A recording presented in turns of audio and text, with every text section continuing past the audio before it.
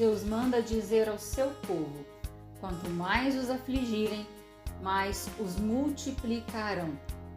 Assim como aconteceu com os descendentes de Jacó no Egito.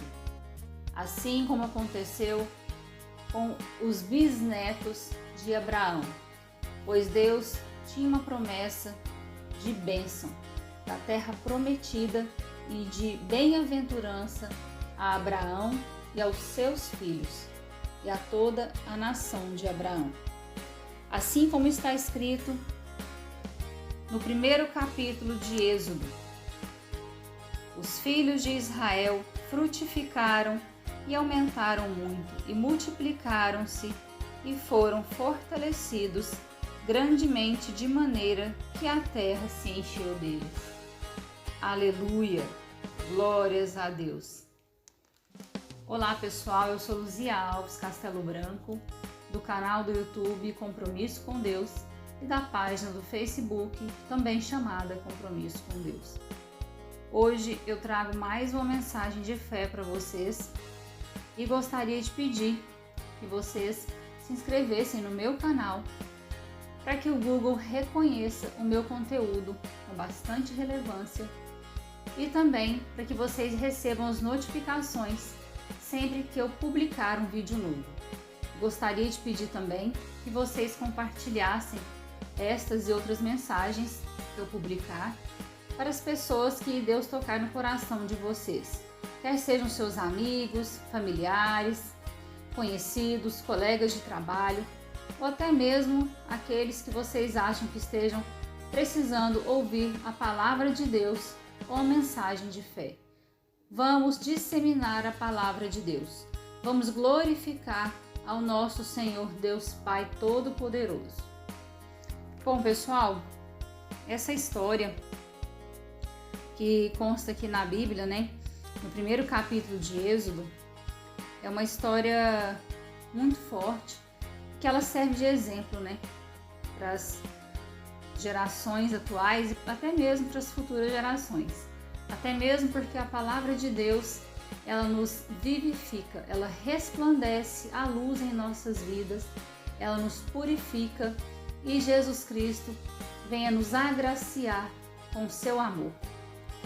Então, pessoal, eu gostaria de destacar o fato de que José era um homem muito bem-quisto e muito respeitado no Egito. E José, ele era um servo de Deus, um escolhido de Deus, e inclusive era neto de Abraão.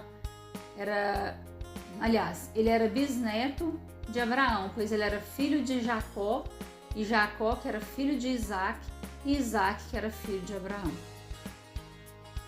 Então, eu gostaria de destacar para vocês que depois da morte de Jacó e depois da morte de José que veio a falecer com 110 anos de idade, o corpo dele foi embalsamado, e o puseram no caixão no Egito. Apesar de que ele pediu para que os seus ossos fossem tirados de lá, depois que os seus povos, fossem levados para as terras em que Deus jurou para Abraão, para Isaac e para Jacó, depois de uma grande promessa. E aí, depois que José morreu, aconteceu que os descendentes de Jacó ficaram no Egito, assim como está escrito no capítulo 1 de Êxodo, inicialmente no versículo 1 até o versículo 4, que diz assim: estes, pois, são os nomes dos filhos de Israel que entraram no Egito com Jacó, cada um entrou com sua casa: Rúben, Simeão, Levi e Judá, Issacar, Zebulon e Benjamim, Dan e Naftali, Gade e Asser. Dando sequência aqui, nos próximos versículos. Todas as almas, pois, que procederam da coxa de Jacó, foram 70 almas. José, porém, estava no Egito. Sendo, pois, José falecido e todos os seus irmãos e toda aquela geração. Os filhos de Israel frutificaram e aumentaram muito e multiplicaram-se e foram fortalecidos grandemente, de maneira que a terra se encheu deles. Depois levantou-se um novo rei sobre o Egito que não conhecera a José, o qual disse ao seu povo: Eis que o povo dos filhos de Israel é muito e mais poderoso do que nós. Eia, usemos sabiamente para com ele, para que não se multiplique e aconteça que, vindo guerra, ele também se ajunte com os nossos inimigos e peleje contra nós e suba da terra. E puseram sobre eles maiorias de tributos para os afligirem com suas cargas, porque edificaram a Faraó cidades de tesouros, Pitom e Ramsés. Mas quanto mais o afligiam, tanto mais se multiplicava, e tanto mais crescia, de maneira que se enfadavam por causa dos filhos de Israel. E os egípcios faziam servir os filhos de Israel com dureza. Assim lhes fizeram amargar a vida com dura servidão, em barro e em tijolos, e com todo o trabalho no campo, com todo o seu serviço em que os serviam com dureza. Até aqui.